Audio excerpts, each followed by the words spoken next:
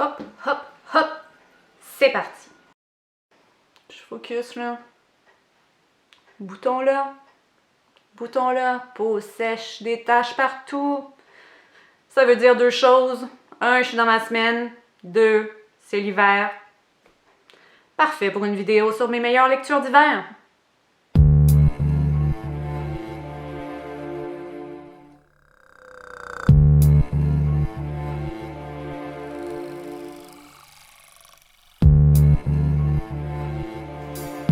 Aujourd'hui, je vous ai préparé une vidéo qui n'est pas originale du tout parce que ça fait 2 vidéos et 2 fois le même thème. Mes meilleures lectures des derniers temps! Sauf que, à la place d'un 2020, comme la dernière fois, cette fois-ci, on a les meilleures lectures de janvier et février 2021. Tellement original, merci, je sais. Bon, mais vous êtes plusieurs à avoir réagi de façon positive à ma première vidéo, alors j'en fais une deuxième. Pas que j'ai l'intention de devenir une vedette du web, mais bien parce que j'ai envie de divertir mes amis et que moi je sais très bien que si mes amis faisaient des vidéos comme ça, je les dévorerais. Alors voilà, mon petit cadeau à moi, pour vous, mes amis, que maintenant je peux appeler des fans, puisque, écoutez, j'ai quand même une présence sur YouTube, c'est pas rien. Alors, je vous présente mes meilleures lectures de janvier et février. J'en ai 1, 2, 3, 4, 5, 6, 7. Et là, vous allez peut-être vous dire, mais coudonc, on nous présente tout ce qu'elle a lu en janvier et en février. Et non, ce n'est pas le cas. J'ai vraiment fait une sélection. Je vous présente ça brièvement, sans trop de décorum. Et il n'y a pas d'ordre cette fois-ci. Donc, ce n'est pas un top, c'est bel et bien une liste. Je commence avec un certain nombre de fictions. Et ensuite, on se dirigera vers la non-fiction. Quoique dans les essais, j'ai plus grappillé à gauche et à droite dans les derniers temps. Et que ceux que j'ai lus d'une couverture à l'autre, la plupart m'ont pas tellement impressionné, donc il n'y a pas beaucoup d'essais cette fois-ci. Le premier livre que je veux vous présenter, j'espère que le focus va se faire, non, oui, non, c'est Permafrost de Eva Balthazar. C'est un livre que j'ai reçu pour Noël, et donc ça a fait partie de mes premières lectures de l'année, et c'est fabuleux. Je suis très contente d'avoir reçu ce livre et c'est pas tant pour l'histoire que je sais pas si vous entendez Horace. Bon, c'est pas tant pour l'histoire que ce livre est intéressant, quoique j'aime toujours voir mise en scène des personnages de lesbiennes, mais je dois avouer que c'est pour le style. Et alors là, ce qui est intéressant, c'est qu'il s'agit d'une traduction du catalan. Je n'avais jamais lu auparavant de traduction du catalan et je me dis, mais le travail de traduction a dû être difficile et il me semble que ce travail est extraordinairement bien fait. Quand on m'a décrit un peu de quoi il était question, une femme qui a le mal de vivre et ainsi de suite, je me suis dit, bon, un énième livre sur ce type de sujet. Mais finalement, il y a quelque chose dans cette prose-là, dans ce style qui est tellement poétique, mais juste, vraiment, là, ça vaut la peine. Je vous lis un petit extrait, je ne le ferai pas pour tous les livres, là, bien au contraire, mais je vous lis un extrait, et quand j'ai dit petit, j'ai menti, puisqu'il s'agit d'un extrait de longueur moyenne. Disons qu'il est au début du livre, là, quand le personnage traite de son envie de mourir. Yay! C'est des livres d'hiver, hein, quand même. Donc c'est pas joyeux. Mais j'aimais cet extrait, il me fait rire d'une certaine manière en fait. Alors je vous lis. Des mesures de sécurité partout. Plus qu'il n'y a de gens, plus qu'il n'y a de rats. Des mesures reprises sans rime ni raison. Des mesures de sécurité en forme de garde-fou, double vitrage blindé, passage interdit, ceinturon, barrière, casque, bouton. Des mesures actives et passives, c'est pareil. Genouillère, sol en mousse, caoutchouc, glissière, capote, flic anti-émeute, football ou médicaments, allocation chômage. Des mesures évidentes ou subtiles, freins électromagnétiques, prison, pancarte, programme d'intégration sociale, échafaudage, valve, revêtements ignifuges, harnais et mousquetons. Médicaments toujours, bonnet de protection, accompagnant, produits écrémés, médicaments et médicaments. Réussir son suicide tient aujourd'hui de la prouesse. Le monde est plein de malautrus diplômés en secourisme. Ils sont partout, discrets et gris comme des pigeons femelles, mais aussi agressifs que des mères. Ils défient la mort des autres avec leur massage cardiaque et leurs impeccables manœuvres de Heimlich. C'est une bande de voleurs. Tu ne peux même plus te fourrer un noyau d'olive dans le mauvais tuyau, ils te le feront cracher de force, du style te briser les côtes, te perforer un poumon, et toi tu n'es plus qu'un vomi de Martini Dry, et le noyau d'olive est projeté dans un coin comme un trophée. Mourir dans un coin, ça serait bien. Ça devrait être possible de louer des coins pour bien mourir, sans interférence, sans bouteille d'oxygène, autopropulsé qui te tombe dessus par surprise juste au dernier moment. Un coin où les mesures de sécurité te garantiraient, t'assureraient une mort comme il faut. Voilà. Donc, il y a quand même, malgré tout, une histoire dans ce livre, et pas juste des envies d'en finir, mais ça, je vous laisse le découvrir, entre autres, les relations avec la sœur du personnage qui sont très importantes dans ce texte. Alors, deuxième texte, et là encore, je pense que c'est une première pour moi, je pense que c'est la première fois que je lisais une autrice polonaise. Donc ici, Olga Tokarczuk, qui a écrit sur les ossements des morts, et donc une autrice qui a été récipiendaire du prix Nobel de littérature tout récemment. Donc déjà, ça m'intriguait. Je me suis dit, bon, ok, une certaine légitimité d'accoler ça, quoique, bon, ça ne veut peut-être pas dire grand-chose, mais j'avais entendu de quoi il en retournait dans ce livre, et j'avoue que j'ai été intriguée, puisqu'il y est question de gens qui meurent, et on en vient à avoir l'hypothèse que peut-être les animaux seraient-ils en train de se venger des humains, en fait, pour ce qu'ils leur ont fait de par le temps, à savoir les manger, détruire leur environnement, et ainsi de suite. Et on suit dans ce livre-là le personnage principal qui est une femme d'un certain âge, qui enseigne l'anglais à temps partiel, mais qui habite dans un milieu vraiment, vraiment, vraiment reculé, et qui a des relations plus ou moins proches avec ses voisins qui habitent loin. Et je dois avouer que ça m'a fait penser quand même au roman Le Mur de Marlene Haushofer, dont j'ai parlé dans mon top 10 des meilleures lectures de l'année dernière. Donc une femme d'un certain âge, vraiment qui habite seule ou dans un milieu reculé. Et cette fois-ci, c'est une femme qui adore l'astrologie et qui a donc ces hypothèses-là à propos des animaux, ce qui fait qu'elle passe pour une vieille folle. Et d'être aux côtés d'un personnage comme ça me semblait différent, rafraîchissant. J'ai été moins fan de la fin du livre. Disons que, bon, pour X, Y raison, c'était moins ma tasse de thé, mais j'en dirai pas trop là, pour ceux qui voudraient le lire.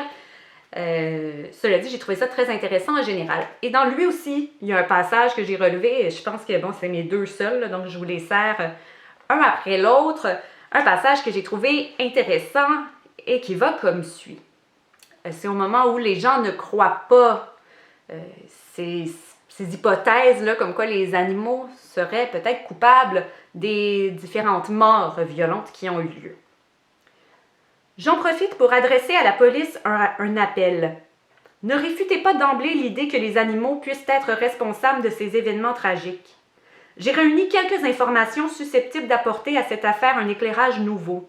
Il se trouve que, depuis bien longtemps, nous n'avons pas connu de cas de meurtre perpétré par ces créatures. Je dois commencer par la Bible, où il est dit clairement que si un bœuf tue une femme ou un homme, il doit être lapidé. Saint Bernard excommunia un essaim d'abeilles dont le bruissement le dérangeait dans son travail. Ce sont également des abeilles qui furent responsables de la mort d'un homme à Worms en 846. Le Parlement local les condamna à une mort par étouffement. En 1394, en France, des cochons ont tué et dévoré un enfant. La truie fut condamnée à la pendaison, mais on épargna ces 6 petits en considération de leur jeune âge. En 1639, toujours en France, dans la ville de Dijon, le tribunal prononça une condamnation contre un cheval ayant causé la mort d'un homme. Les inculpations ne portaient pas exclusivement sur des meurtres, mais aussi sur des délits contre nature. Ainsi, en 1471, un procès se déroula à Bâle contre une poule accusée d'avoir pondu des œufs aux couleurs anormalement vives. Elle fut condamnée au bûcher pour avoir été de mèche avec le diable. Force m'est de constater que la sottise et la cruauté humaine ne connaissent pas de limites. Et donc, cette idée d'ailleurs du procès d'animaux, on la retrouvait dans Le procès du cochon de Oscar Coop Fan, un auteur français qui a publié ce livre il y a quelques années, en 2018 peut-être, et j'avais tellement adoré le livre Le procès du cochon, où il était évidemment question du procès d'un cochon. Mais donc j'aimais ce petit passage où on traitait du fait que historiquement, oui, on a déjà jugé des animaux pour leurs actions à l'encontre des humains, comme s'ils pouvaient être dotés de raison. Et donc, c'est un des passages qui m'a bien plu dans ce livre de Olga Tokarczuk que je vous recommande. Il me semble aussi que c'est une excellente lecture d'hiver, puisque la plupart du temps, là, dans cet endroit là, complètement isolé où elle habite, il y a là, des pieds de hauteur de neige et c'est vraiment difficile de circuler. Donc, je trouvais que c'était particulièrement approprié pour ce temps-ci de l'année. Alors, mon troisième ouvrage, il s'agit du texte qui est une réédition aux éditions du Remue-Ménage, qui est « Maman travaille pas, a trop d'ouvrages », qui était le premier livre paru chez Remue-Ménage en 1976, qui est une pièce écrite par un collectif, le Théâtre des Cuisines, qui avait été joué dans toutes sortes de lieux qui ne sont pas des théâtres, devant donc des groupes de femmes, des syndicats et ainsi de suite. Et une pièce dont le titre, ça m'avait toujours intrigué, un titre qu'on doit à un monologue d'Yvon Deschamps, mais qui, tout seul, me semble, est dans sa gloire totale. Donc, les bien mis de l'avant comme ça. J'ai toujours été intriguée par ce titre et je suis vraiment contente que le livre ait été réédité tout récemment avec une nouvelle préface, une présentation de ce qu'était le Théâtre des Cuisines et cette pièce qui porte notamment là, sur le travail ménager que les femmes sont tannées de devoir supporter toutes seules, raison pour laquelle elles décident de faire une grève du travail non rémunéré. Donc le travail de soins, le travail, donc le soin des enfants notamment, le travail ménager, la cuisine, et ainsi de suite. Et là, on en voit toutes les répercussions. On a donc d'autres personnages comme le boss, le juge, aussi qui vont se mettre de la partie et tenter de raisonner les femmes pour qu'elles reprennent leur travail gratuit. Et je sais pas pourquoi, je pense que j'ai écouté là, un épisode de podcast sur un sujet là, similaire, là, un des épisodes du podcast Les couilles sur la table. On dirait que depuis que j'ai écouté ça, j'ai vraiment le sujet du travail ménager, même si ça peut sembler être un truc d'arrière-garde, peut-être plus lié à la deuxième vague du féminisme et tout ça. On dirait que c'est un sujet qui m'intéresse vraiment ces temps-ci. Peut-être parce que j'ai une haine profonde du travail ménager. Peut-être parce que ça fait 1 an qu'on est pris dans nos maisons et donc on n'a rien que ça à faire, voir à quel point notre ménage n'est pas fait. Mais ça me sidère que tellement de femmes aient dû à s'occuper du ménage, en plus des enfants, et continuent à avoir à le faire, puisque encore aujourd'hui, ce sont dans les couples hétérosexuels surtout les femmes qui s'occupent du travail ménager, du travail de soins, et pas besoin de m'écrire en commentaire des choses qui relèveraient de l'anecdote, comme quoi vous connaissez ci ou ça, où l'homme fait presque tous les travaux ménagers, oui. Il y a des exceptions, mais n'empêche que la moyenne est encore la suivante, c'est que les femmes, généralement, mettent plus d'heures par semaine à s'occuper de la cuisine, de la maison, des enfants, et ainsi de suite. Et je pense donc que même si la situation n'est plus du tout la même que celle des années 70, c'est un ouvrage qu'on gagne à relire aujourd'hui. En tout cas, moi, je suis très contente qu'il y ait une réédition de ce livre-là. Alors, on continue en fiction, mais maintenant en BD. Et le premier des deux, c'est Rusty Brown de Chris Ware. Est-ce qu'on le voit bien? J'espère. Oh, il prend trop de place, lui, je pourrais pas le tenir à côté de moi. Et en plus, il est vraiment, vraiment lourd. Rusty Brown de Chris Ware, que j'ai enfin lu, qui est paru déjà depuis quelques années. Et c'est toujours, bon, c'est du Chris Ware, fidèle à lui-même. La plupart des histoires présentées dans ce livre étaient déjà sorties auparavant là, dans le Acme Novelty Library. Mais ils sont ici jumelés les unes aux autres et il y a comme un récit cadre qui vient les enchasser. Et c'est toujours aussi efficace, hein? Les personnages sont toujours aussi pathétiques. Il y a même un personnage qui porte le nom de Chris Ware et qui est un prof d'art et qui est vraiment pathétique de chez pathétique. Là, je me demande vraiment comment... Déjà, moi, créer des personnages haïssables ou pathétiques, je pense que j'aurais vraiment du mal à le faire. J'arrivais même pas à faire des Sims laids ou pas gentils. C'est dire à quel point Bref, c'est peut-être pour ça que je suis pas romancière non plus. Mais non seulement il arrive à créer des personnages pathétiques, mais même le personnage qui s'appelle Chris Ware, qui est un prof d'art, est terriblement pathétique. C'est malaisant, là, vraiment. Ça nous rappelle des moments là, dans The Office, par exemple, où on a envie de se cacher parce qu'on est juste mal à l'aise de ce qu'on est en train de lire. Et il y a de beaux moments comme ça, et ça, c'est ce qu'on recherche, entre autres, hein, avec Chris Ware. Et il maîtrise l'art du récit dessiné à la perfection. Hein, ici, de belles planches hivernales. J'ai quand même choisi des bonnes lectures pour l'hiver. C'est ça, je me disais, il faut que je le lise en hiver. Il me semble que ça a l'air d'un livre d'hiver, il faut que je le lise maintenant. Alors, je n'ai pas attendu. Et à un certain point, on se retrouve dans une passe où il y a aussi de l'exploration de la planète Mars, ce qui était étrangement d'actualité au moment où je l'ai lu. Je ne m'attendais pas à ça parce que d'habitude, chez Chris Ware, c'est plutôt terre à terre. Mais là, je vous expliquerai pas trop pourquoi on se retrouve sur la planète Mars. Et il y a là des éléments de cruauté dans l'histoire dont je vais me souvenir vraiment longtemps. Je ne vous en dis pas plus.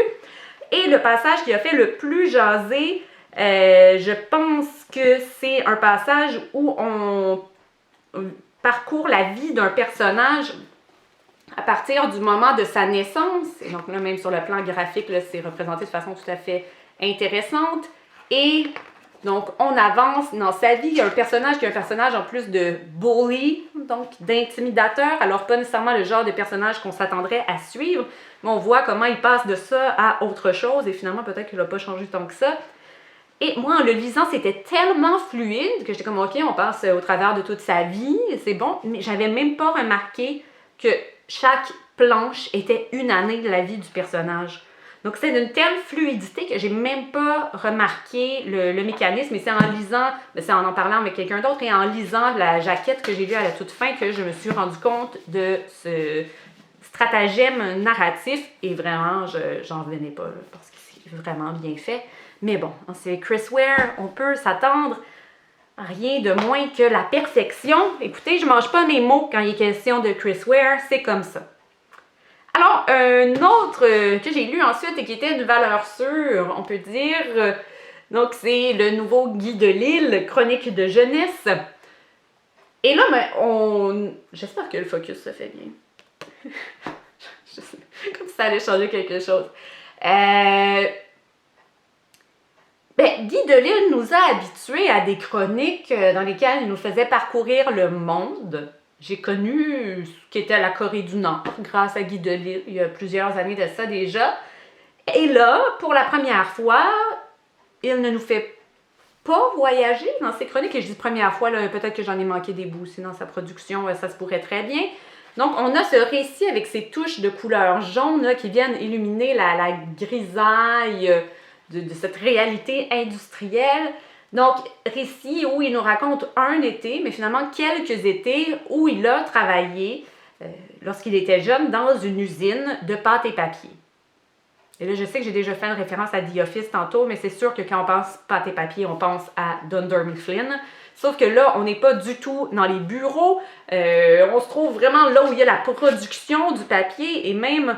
Donc, une des responsabilités du personnage, c'est de faire entrer dans le sol, là, dans des fentes qui sont créées à cet effet, tout le papier qui s'amasse là, quand les rouleaux fonctionne mal. Le personnage ne se sent pas tout à fait à sa place. Il y a son père qui travaille là, mais avec qui il n'entretient pas tellement de relations et qui travaille, lui, pour sa part dans les bureaux, donc il ne se côtoie pas vraiment. On ressent le malaise du personnage dans cette situation, les relations rares qui se nouent, mais sinon, surtout la distance qu'il ressent entre lui et qui a de l'ambition quand même s'il ne sait pas trop ce qu'il veut faire de sa vie, et ces personnes qui sont là et dont c'est le travail. Hein. Des personnes qui vont rester là toute leur vie et qui parfois nous rendent mal à l'aise en raison de leur discours de mon oncle, entre autres. Donc, on ressent vraiment ce que vit le personnage. Guy Delisle est plein de sensibilité. Donc ça, c'est vraiment un atout, là, et c'est extrêmement bien découpé, et c'est plein d'images d'usine comme ça. J'adore les images d'usine. Je trouve ça, bon, c'est pas polluant les usines, on se le cachera pas, mais je trouve ça tellement beau. Et donc là, on est servi dans ce livre, là, en images d'usine. On y apprend d'ailleurs l'histoire de cette usine où il va travailler. Et il y a des moments là, qui sont aussi extrêmement touchants, là, vraiment très tristes. Là. Je sais plus si j'ai versé une larme, mais ça se pourrait bien. Donc, mon autre recommandation, c'est Chronique de jeunesse de Guy Delisle. Et finalement, j'ai gardé quand même un essai parmi ma sélection des livres qui m'ont marqué en janvier-février. Et c'est le livre On ne peut plus rien dire de Judith Lucier, puisque je trouve qu'il est tout à propos. Hein, là, c'est sûr que c'est un livre qui ferait peut-être moins l'unanimité que les autres livres que j'ai présentés, puisque le sujet est davantage polémique, étant donné qu'il est question de ce qu'on appelle souvent avec beaucoup de condescendance les social justice warriors. Et qu'ici, Judith Lucier, évidemment, elle n'est pas condescendante du tout à l'endroit de ces personnes-là qu'on associe à la gauche progressiste, puisque elle-même, elle est féministe, elle est de gauche, et ainsi de suite. Ça ne veut pas dire qu'elle cautionne tout ce que font ces personnes-là, qu'elle est toujours d'accord avec elles, mais elle tente de les comprendre. Elle tente aussi de comprendre les points de vue adverses.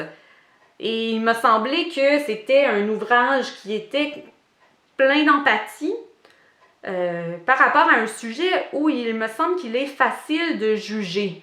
Hein, facile de dire que c'est rien que des enfants gâtés, des snowflakes qui veulent juste...